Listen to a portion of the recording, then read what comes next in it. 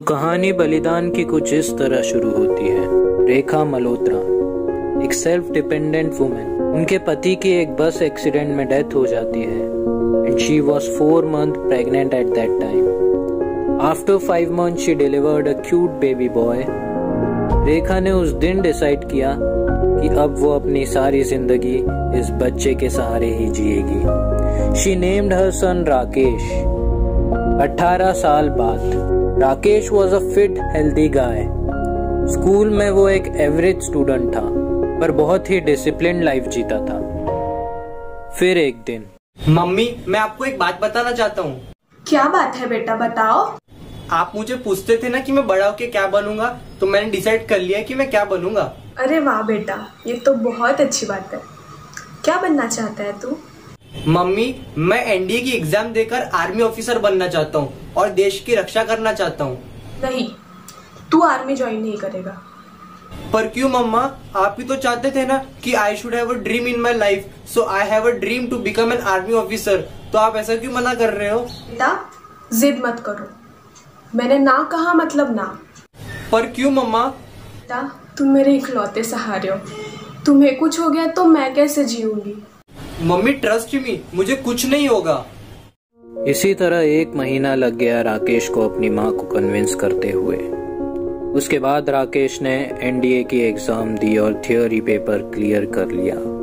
फिर 1 महीने बाद उसने अपना फिजिकल टेस्ट और इंटरव्यू भी क्लियर करके 3 years की ट्रेनिंग पर चले गया। फिर 3 साल बाद फेयरवेल फंक्शन में रेखा अपने बेटे को यूनिफॉर्म में देख के बहुत खुश हुई। रेखा अपने बेटे को देखकर बहुत ही प्राउड फील कर रही थी। रेखा की आंखों में खुशी के आंसू थे। Then 5 years later, now Rakesh is not only Rakesh, he is Major Rakesh Malhotra, and अब उसकी पोस्टिंग होने वाली है सियाचिन ग्लेशियर्स में, वो जगह जहां पर भारत और पाकिस्तान की लाइन ऑफ कंट्रोल खत्म होती है। सियाचिन जाने से पहले मेजर अपनी माँ से मिलकर जाते हैं। माँ मुझे आशीर्वाद दे कि मैं तेरे और इस देश की रक्षा कर सकूं। तुम्हें अलविदा करने का बिल्कुल भी मन नहीं है मेरा, पर तू जा, देश की रक्षा कर। फिर राकेश अपनी टीम के साथ सियाचिन के आर्मी टेंट्स में रहने लगे। वहाँ रात के समय टेम्परेचर -30 डिग्री सेल्सियस तक पहुँच जाता था। फिर एक दिन आतंकवादियों ने आर्मी कैंप्स में फायरिंग करनी शुरू कर दी।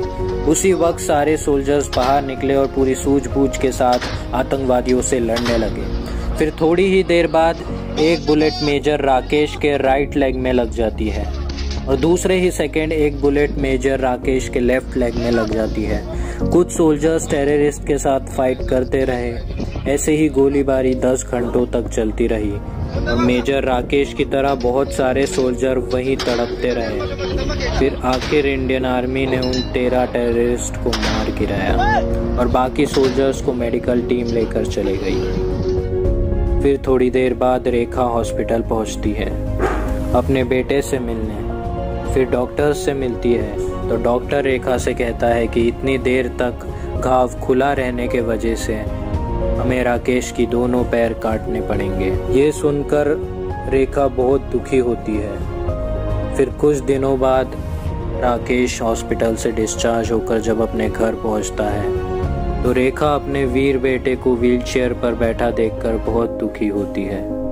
ये हादसे ने उसे झंझोड़ कर रख दिया होता है। फिर रेखा अपने बेटे से कहती है, बेटा ये तुझे क्या हो गया है? माँ कोई बात नहीं, लेकिन मैं खुश हूँ कि मैं अपने देश की रक्षा कर पाया हूँ। पर तू ऐसी हालत में कैसे जिएगा? मैं तुझे ऐसे नहीं देख सकती। माँ मैं इस तरह भी अपनी लाइफ खुशी से जी सकता हूँ, आप इतना फिक्र मत करो। उसके बाद राकेश ने शादी कर ली। उसकी वाइफ का नाम है मानसी। मानसी ने राकेश को स्वीकार किया उसके हैंडीकैप होने के बावजूद भी। फिर शादी के 2 साल बाद राकेश और मानसी को एक लड़का पैदा हुआ। उसका नाम रखा रघु। उसे देखकर राकेश की माँ भी बहुत खुश होती थी। रघु उनका बहुत ही लाडला बच्चा था।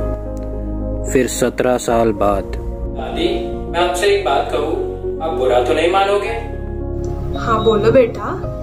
दादी मैं इंडियन एयरफोर्स ज्वाइन करना चाहता हूँ। क्या कहा तुमने? इसके बाद इसके बारे में सोचना भी नहीं। ये बात रघु के मुंह से सुनकर मानसी और राकेश भी शॉक्ड हो गए। ये बात की वजह से रेखा और मानसी काफी दुखी थे और फिर अगले दिन रघु ने अपने पिता राकेश से जाकर बात की। पापा, मैं जानता हूँ कि आपकी ये हालत आर्मी वॉर में हुई थी, पर मुझ में भी वो जुनून, वो जज्बा है कि मैं भी अपने देश के लिए कुछ करना चाहता हूँ। बेटा, उस दिन तेरे मुंह से एयरफोर्स ज्वाइन करने की बात सुनकर मैं बड़ा खुश हुआ था। मैं तो चाहता हूँ कि तू इंडियन एयरफोर्स ज्वाइन करे, पर तेरी मम्मी और दादी को समझाना बहुत मुश्किल है बेटा। फिर उसी दिन रघु अपनी माँ मानसी से भी बात करता है। मम्मा, प्रॉब्लम क्या है? मैं क्यों इंडियन एयरफोर्स ज्वाइन नहीं कर सकता? एक बार ना कह दिया ना, मतलब ना। बहस मत करो। मम्मा प्लीज। तुम जानते हो ना तुम्हारे पापा के साथ क्या हुआ था। ये सब होने के बावजूद भी मैं तुम्हें हाँ नहीं कह सकती। अगले दिन राकेश ने भी मानसी को मनाने की बहुत कोशिश की। मानसी, मेरी बात समझो। मुझे कुछ नहीं सुनना। जरूरी नहीं कि जो हादसा मेरे साथ हुआ है वही कल रघु के साथ भी हो। मैं अपने बच्चे पे आज नहीं आने दे सकती। तुम्हें देख के इतनी दुखी हूँ, अगर उससे कुछ हो गया तो मैं जी नहीं पाऊंगी। पर मानसी सुनो तो। मुझे कुछ नहीं सुनना। फिर राकेश और रघु को लगभग 1 साल लग गए मानसी और रेखा को मनाते हुए। उसके बाद रघु ने पढ़ाई कर NDA एग्जाम क्लियर करके फिजिकल और इंटरव्यू भी पास कर लिया और 3 साल की ट्रेनिंग पर चले गया। फिर 6 साल बाद अब रघु भी सिर्फ रघु नहीं रहा, अब वो विंग कमांडर रघु मल्होत्रा बन गया है।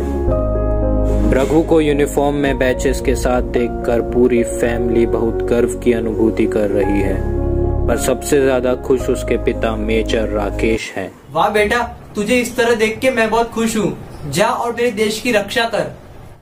थैंक यू पापा। आज मैं प्राउडली कह सकता हूँ कि मैं आपका बेटा इंडियन एयरफोर्स में विंग कमांडर हूँ। और फिर कुछ दिनों बाद 10 विंग कमांडर्स के ग्रुप को पाकिस्तान में बेस्ड टेरर कैंप्स को तबाह करने के लिए एक इम्पोर्टेंट मिशन में भेजा गया और उस 10 कमांडर्स में से एक रघु भी था। रघु ने फोन कर घर में इन्फॉर्म कर दिया कि वो 15 दिन तक स्पेशल मिशन के वजह से फोन नहीं उठा पाएगा। और फिर हमारे देश के वीर वायुसेना के सैनिक युद्ध के लिए चले जाते हैं। फिर कुछ समय बाद खबर आती है कि इंडियन एयरफोर्स जीत कर वापस आ रही है, पर 10 में से 4 विंग कमांडर्स शहीद हो चुके हैं और उनमें से एक था रघु। जब ये बात रघु के फैमिली को पता चलती है तो मानसी और रेखा को गहरा सदमा लगता है, पर राकेश के मन में दुख तो होता ही है, पर उसे गर्व होता है कि उसका बेटा देश के लिए शहीद हुआ। हम सब फिल्मों में देखते हैं कि आखिर में सबकी लाइफ में हैप्पी एंडिंग्स हो ही जाती है, पर रियल लाइफ में बहुत से रघु जैसी फैमिलीज हैं जिनकी हैप्पी एंडिंग नहीं हो पाती है।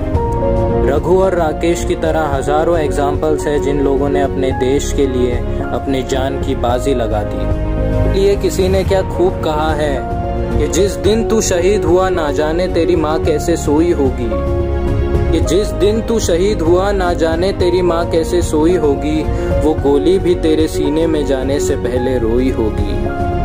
Salute to their fearlessness. हम सब सलाम करते हैं हमारे देश के सभी जवानों को और इस इंडिपेंडेंस डे ये प्लेज लेते हैं कि we will always respect our forces.